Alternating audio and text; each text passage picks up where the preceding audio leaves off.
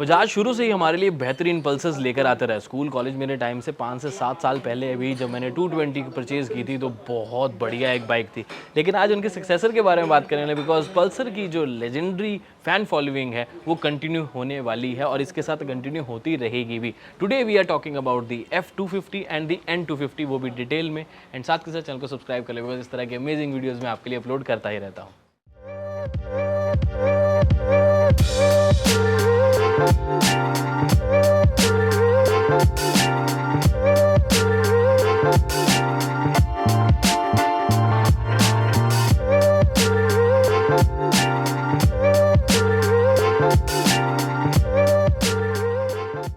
अब दोनों ही बाइक्स की जो प्राइसिंग है वो एब्सोल्युटली सेम है। बहुत ज़्यादा कन्फ्यूजन हो जाती है कि भाई ये लें कि ये लें।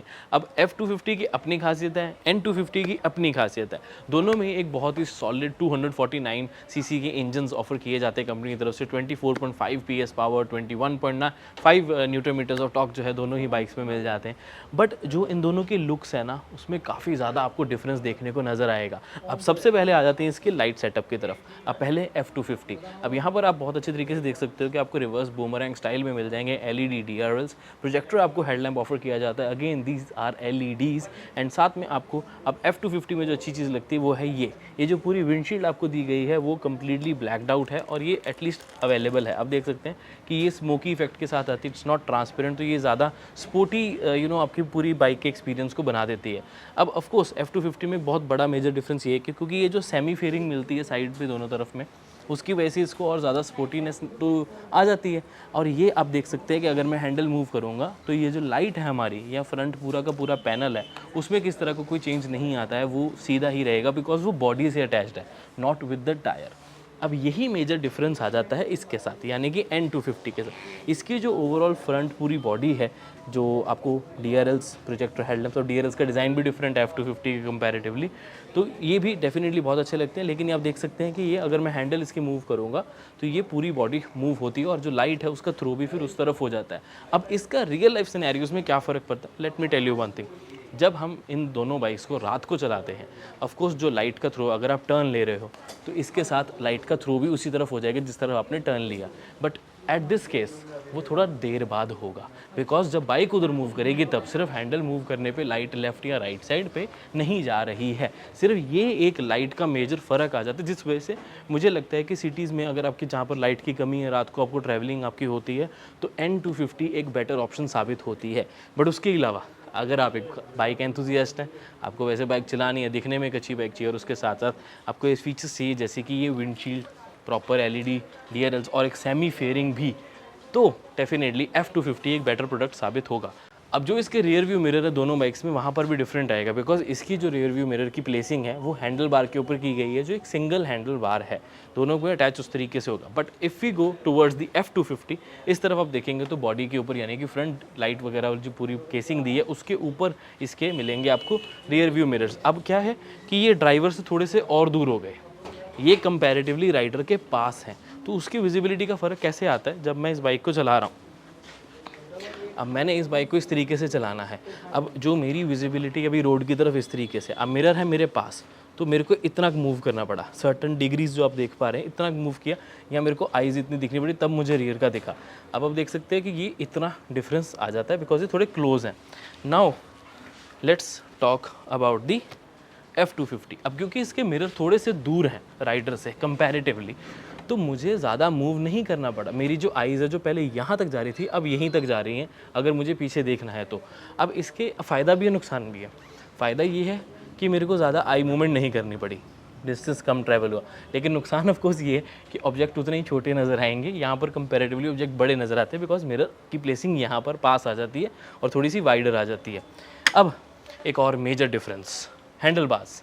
अब ये है क्लिप ऑन हैंडल बार्स, इनकी हाइट को इंक्रीज़ किया गया तो मेरी पोजीशनिंग थोड़ी सी और बेटर हो जाती है। इन दैट केस थोड़ी सी पोजीशनिंग बहुत 19-20 के फ़र्क से आगे को झुकती है बिकॉज वो सिंगल हैंडल बार है, तो उस वजह से F250 मुझे ज़्यादा अच्छी लगती है बिकॉज ज़्यादा वेट मेरे आर्म्स के ऊपर या मेरे हैंड्स के ऊपर नहीं पड़ने वाला।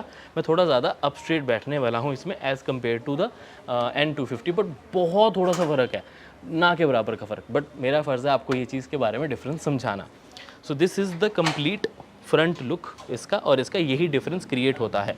अब दोनों में ही आप बहुत अच्छे तरीके से समझ सकते हैं कि आपको कौन सी लेनी चाहिए। एक बार अभी भी नहीं समझ आया तो फिर से बता देता हूँ कि अगर तो आपको लुक्स और बेटर कंफर्ट चाहिए, विजिबिलिटी थोड़ी सी और बेटर चाहिए जिसमें आपकी मूवमेंट ना ज़्यादा हो आई की, तो F250 मेरे हिसाब से एक बेटर ऑप्शन है। मैं हूँ तो F250 चूज़ करूँ।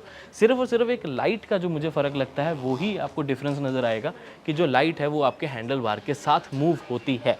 तो अगर आपकी ड्राइविंग इस तरीके के एरियाज़ में है, सपोज़ कोई विलेज है, लाइट की कमी रहती है और रात का आपका ट्रैवल ज़्यादा रहता है, तब आपको वो थोड़ी सी लाइट कंपैरेटिवली बेटर लगेगी। अब है थोड़ा सा ही फ़र्क, लेकिन ऑफ कोर्स फ़र्क है तो मैंने आपको बता दिया।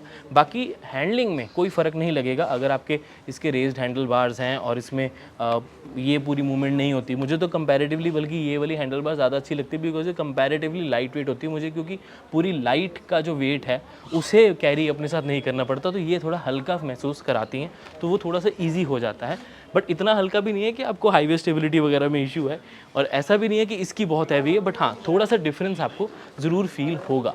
और ये पूरी बॉडी हिलती है तो आपको वो डिफरेंस नज़र आएगा, दिखता है। और उधर विंडशील्ड का भी थोड़ा सा बेनिफिट हो जाता है, बट ऐसा ज़्यादा नहीं, वो लुक्स में ही है। ऐसा तो है नहीं कि आपने ऐसे करके चलाना है उसको स्पोर्टी एंगल से, चलाना तो ऐसे ही है ना अल्टीमेटली। तो विंडशील्ड सिर्फ लुक्स में ही ज़्यादा आपको इन्हांस करके देगी, एरोडायनेमिकली ज़्यादा फर्क पड़ेगा नहीं बिकॉज वो अल्टीमेटली हवा आपके सिर के ऊपर आएगी। आगे बढ़ने से पहले मेरी बात तो सुन लो। अगर आप हो दिल्ली एनसीआर से और आपको बजाज की कोई भी व्हीकल चाहिए, कोई भी बाइक चाहिए बहुत ही बढ़िया रेट्स में, अच्छी डिलीवरीज और अच्छी कस्टमर सेटिस्फेक्शन वाली सर्विस, तो इस नंबर पर कॉल ज़रूर कर ले बिकॉज यहाँ पर पूरे दिल्ली एनसीआर में बजाज की मिलती है सबसे बढ़िया सर्विस। अब एक और छोटा सा फ़र्क आपको दिखा दो कि जो इसके इंडिकेटर्स हैं वो थोड़े से ऊपर की तरफ आ जाते हैं। हालांकि मुझे लाइट का थ्रो काफ़ी अच्छा लगा, एलईडीज़ की ब्राइटनेस काफ़ी अच्छी है। और अगर हम F250 में जाएंगे तो जो इंडिकेटर्स हैं वो कंपैरेटिवली थोड़े से नीचे हैं। हालांकि कोई फ़र्क मुझे नहीं लगता इससे कुछ ऐड होने वाला है, दोनों ही दिखने में बहुत अच्छे लगते हैं। बट आई थिंक कहीं ना कहीं अगर मैं सामने से देखूँ तो जो F250 है वो ज़्यादा स्पोर्टियर लग रही है। अब दोनों ही बाइक के स्पेसिफिकेशंस और फीचर्स F250 को यहाँ कंसीडर करते हैं बिकॉज दोनों सेम ही आ जाती है, ज़्यादा फर्क आपको नहीं देखने को मिलेगा। फ्रंट लुक में सबसे पहले इसके अलॉय व्हील्स, आपको जो प्रॉपर अलॉय व्हील्स हैं 17 इंचेस के मिलेंगे, 5 स्पोक हैं, looks really good. I think ये काफ़ी स्ट्रॉन्ग भी हैं। एंड रही बात इसकी डिस्क ब्रेक की, ऑफकोर्स यहाँ पर आपको एक डिस्क ब्रेक विद ABS मिल जाती है। 300 mm की फ्रंट आपको डिस्क मिलेगी, 37 mm के आपको टेलीस्कोपिक सस्पेंशन है। एंड मुझे सबसे अच्छी चीज़ यही लगी कि जो ब्लैकड आउट एलिमेंट है ना, जैसे कि यहाँ पर मिल जाएगा आपको ग्लॉसी ब्लैक, नीचे की तरफ मिलेगा आपको मैट ब्लैक, और यहाँ पर ABS लिखी हुई बैजिंग भी मिलेगी। Overall section 100/80। अब क्योंकि वो ब्लैक वाला जो मैं बता रहा हूँ सिस्टम वो ये है, मुझे पर्सनली ब्लैक आइटम्स तो बहुत अच्छे लगते हैं, और जब ग्लॉस एंड मैट का कॉम्बिनेशन बहुत अच्छे तरीके से किया जाए इट्स लुक रियली गुड। लेकिन अगर आपको ब्लैक कंपैरेटिवली कम पसंद आ रहा है तो रेड कलर ऑप्शन भी आपके लिए अवेलेबल है, वो भी ब्लैक के साथ ही कॉम्बिनेशन किया गया, ऐसे नहीं कि पूरी रेड है। उसकी फ़ोटो आपके लिए यहाँ पर लगा देता हूँ। ऊपर की तरफ चलेंगे तो of course LED indicators, LED projector, headlamps, LED ही DRLs। अब सब कुछ LED होने का सबसे अच्छा बेनिफिट ये कि एनर्जी एफिशिएंट तो है ही, फ्यूचरिस्टिक और मॉडर्न भी लगती है, और वाइट लाइट्स हर किसी को पसंद आती हैं। ऊपर की तरफ चलेंगे ऑफकोर्स नंबर प्लेट की ऑप्शन यहाँ पर आप लगा सकते हैं। विंडशील्ड आपको प्रॉपर ब्लैक आउट मिलेगी इन दी F250। जो आपको रियर व्यू मिरर्स मिलते हैं वो बॉडी के ऊपर इसके फ्रेम के सामने ही मिलेंगे, और साइड की तरफ आएंगे तो सेमी फेयरिंग डिज़ाइन है, क्योंकि इंजन को ये कवर नहीं करता लेकिन बॉडी को ज्वाइन कर देता है एक तरीके से। तो पल्सर का बड़ा बैज आपको इस तरफ देखने को मिल जाएगा। अब सेमी फेयरिंग से मेरा क्या मतलब है कि ये जो पूरी बॉडी है ये आगे तक अटैच होती है, और इस तरफ अगर आप देखेंगे तो नीचे रेड और वाइट का स्ट्रिप जो है, सिल्वर है वैसे वाइट नहीं है, सिल्वर की स्टिकरिंग मिल जाती है जो और ज़्यादा स्पोर्टीनेस प्रोवाइड करती है। एंड ऑफ कोर्स ये मैश डिज़ाइन भी आपको पसंद आने वाला है। अब एक बार आपको N250 अगर इधर से दिखाऊंगा तो वो भी काफ़ी हद तक सेम आपको देखने को मिलेगी, बिकॉज वो ही वैसी ही सेमी फेयरिंग आगे तक, लेकिन ये बिल्कुल आगे तक नहीं जा रही, यहाँ पर आके रुक जाती है, और पल्सर की बैजिंग जो सिग्नेचर बैजिंग है वैसी ही नज़र आएगी। नीचे की तरफ देखेंगे तो ऑफकोर्स प्रोटेक्शन के लिए लेग गार्ड, हालांकि जैसे कि FI 220 आती थी उसके कंपैरेटिवली थोड़े छोटे हैं, बट येस ना होने से तो बेटर ही है ना। अगर ये फुल फेयरिंग कर देते तो ये लेग गार्ड नहीं होने थे और आपकी नीज़ को दिक्कत आ सकती थी। मैं पर्सनली एक F220 ओन करता था, अब तो सेल कर दी। तो एक बार अनफॉर्चुनेटली एक्सीडेंट हुआ तो लेग गार्ड्स ने ही बचाया था। वो फॉर्चुनेट है कि लेग गार्ड्स ने नीज़ और मेरी लेग्स बचा ली थी काफ़ी हद तक। रही बात अब इसके हॉर्न्स, ऑफकोर्स ड्यूल आपको हॉर्न मिल जाएंगे। इंजन सबसे इम्पॉर्टेंट, 249 सीसी का इंजन मिल जाता है जो कि लिक्विड एंड ऑयल कूल्ड है, एंड उसके साथ साथ ये मिल जाता है एक सिंगल सिलेंडर यूनिट 2 वॉल्व वाला। अब फ्यूल इंजेक्टेड सिस्टम है, और साथ के साथ आपको एक अच्छी खासी power of 224.5 PS and 21.5 newton metre torque generate करके देता है। आरपीएम रेंज 8000 के आसपास इसकी पीक पावर आती है, बट मुझे लगता है सिटी में अगर आप इसको ड्राइव करोगे 4000 से 6000 आरपीएम पे बहुत अच्छी पावर आपको प्रोवाइड करेगा। बाकी ऑफकोर्स उसे थोड़ा सा नीचे रखेंगे तो फ्यूल इकोनॉमी ज़्यादा प्रोवाइड करेगा। अब अगर फ्यूल इकोनॉमी की बात कर ही रहे हैं तो दोनों बाइक्स में ही आपको क्लेम 39 किलोमीटर्स पर लीटर की माइलेज आप लेके चलें, बट मेरे हिसाब से 30-35 इससे ज़्यादा सिटीज़ में थोड़ा मुश्किल ही है। हाईवे पे मे भी आ जाए, बाकी आपकी ड्राइविंग के ऊपर काफ़ी ज़्यादा डिपेंड करता है। पीछे की तरफ चलेंगे तो आपको एग्जॉस्ट सिस्टम मुझे बहुत अच्छा लगा। पहले की जो पल्सर्स आती थी उसमें पूरा लॉन्ग आता था, वो उतना अच्छा नहीं लगता था। ये ब्लैकड आउट कर दिया गया है। छोटा एग्जॉस्ट है, हालांकि ड्यूल पॉड्स हैं, यानी कि ड्यूल पाइप्स मिल जाती हैं, वो भी इस बाइक के लुक को और ज़्यादा एनहांस करते हैं। और साथ के साथ ये जो पूरा फेयरिंग के साथ साथ लुक आता हुआ जो रेड एंड वाइट का कॉम्बिनेशन, अगेन F250 की स्टिकरिंग, ये भी बहुत ज़्यादा स्पोर्टी लगती है।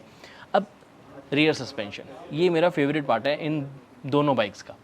यहाँ पर आपको नाइट्रॉक सस्पेंशन मिल जाती है। आपकी सस्पेंशन की लाइफ तो बढ़ती ही बढ़ती है, बैलेंस ना ख़राब होते हुए आपको कंफर्ट भी बहुत अच्छा मिल जाता है। अभी मोनोशॉक सस्पेंशन थोड़ी छुपी भी रहती है, ज़्यादा नहीं दिखती। अगर इसका ये कॉयल ज़्यादा दिखता तो शायद यहाँ पर सूट ना करता, मे बी, कांट से।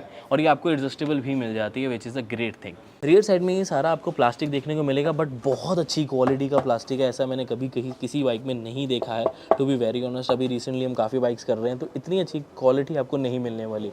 पीछे की तरफ 230 mm की disc brake, of course dual channel ABS के साथ आती है ये बाइक। इसमें आप सिंगल चैनल ABS भी ले सकते हो, आपको 9000 रुपीज़ का अप्रॉक्सीमेटली फ़र्क पड़ेगा एक शोरूम में। बट मेरी माने अगर आपकी ड्राइविंग थोड़ी है ज़्यादा तो ड्यूल चैनल ABS की तरफ ही जाएँ। पीछे की तरफ ऑफकोर्स आपको जो फुटस्टेप्स मिल जाते हैं वो भी बहुत अच्छी क्वालिटी के हैं। ये एडजस्ट होके भी रिट्रैक्ट होने के साथ साथ वो क्लिप होके अड़ भी जाते हैं, ऐसे नहीं कि झूलते रहेंगे। तो ये भी मुझे क्वालिटी बहुत ज़्यादा पसंद आई है।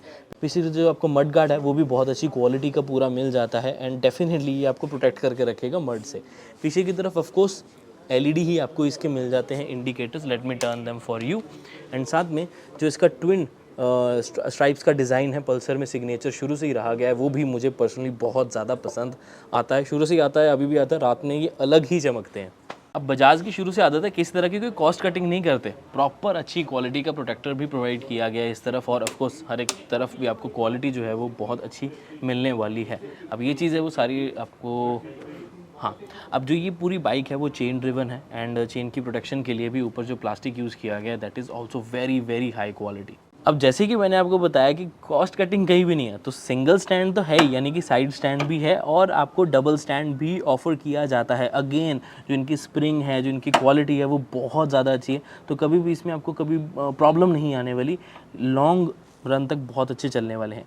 और रही इसकी गियर बॉक्स की बात, तो मुझे पर्सनली लगता है कि हाँ, यहाँ 6 स्पीड गियर बॉक्स होता तो ज़्यादा अच्छा लगता। This is a 5 speed gear box. तो हाईवेज़ पे थोड़ा सा जब आप 100 से ऊपर जाएंगे तो इंजन आवाज़ करने लगता है, तो आपको लगता है कि हाँ, थोड़ी सी रिफाइनमेंट के लिए 6th गियर होता तो मज़ा आ जाता। अब रियर टायर की प्रोफाइल 130/70 है। बस इस बाइक में यही मुझे थोड़ी सी कमी लगती है कि आई रियली फील कि अगर ये 140 सेक्शन होता, यानी कि थोड़ी सी इनकी विड्थ ज़्यादा होती, तो और ज़्यादा स्पोर्टी लुक आनी थी। बट अगेन उससे माइलेज, हैंडलिंग वगैरह में फ़र्क आ जाना था। चलिए बात करते हैं इसके कंसोल की। तो ये एक इस ज़माने में भी प्रॉपर एनालॉग देना स्ट्रिंग, ये अच्छी चीज़ भी है, बुरी चीज़ भी। अब मुझे लगता है कि ये पल्सर का सिग्नेचर डिज़ाइन है। अब ये पूरी जो टिप दी गई है, ये मुझे तो निडल जो है बेसिकली वो मुझे बहुत पर्सनली अच्छी लगती है। बट ये हो सकता है लोगों को होगा कि नहीं यार, TVS वगैरह से जिसका कंपटीशन होता है तो वो जैसे डिजिटल भी आपको प्रोवाइड करते तो यहाँ पर इस एज में तो डिजिटल प्रोवाइड करते तो ज़्यादा अच्छा लगता। But it's okay, semi digital ज़रूर मिल जाता है। गियर पोजीशन चेंज इंडिकेटर के साथ साथ टाइम, स्पीड, सब कुछ आपको आएगा। ABS की यहाँ पर RPM लिमिट जो है उसकी, यानी कि रेड लाइट जब उसको करोगे तब आएगा। इंडिकेटर की ऑप्शंस यहाँ पर आपको बहुत अच्छे तरीके से नज़र आएगी। बाइक न्यूट्रल पे होगी, यानी कि गियर जो है उसके बारे में भी अगर इन्फॉर्मेशन चाहिए तो वो भी सब आपको प्रोवाइडेड है। और साथ में ऑफकोर्स हाई बीम वगैरह की ऑप्शन भी नज़र आएगी। Let me talk about the keys. बहुत सिंपल, बहुत अच्छी, बहुत लाइट वेट आपको कीज़ मिल जाती हैं। अब आपको N250 और F250 के एग्जॉस्ट नोट भी सुना देता हूँ। मुझे पर्टिकुलरली लगता है कि थोड़ी बेस ज़्यादा हुए हैं, डीप ज़्यादा हुए हैं।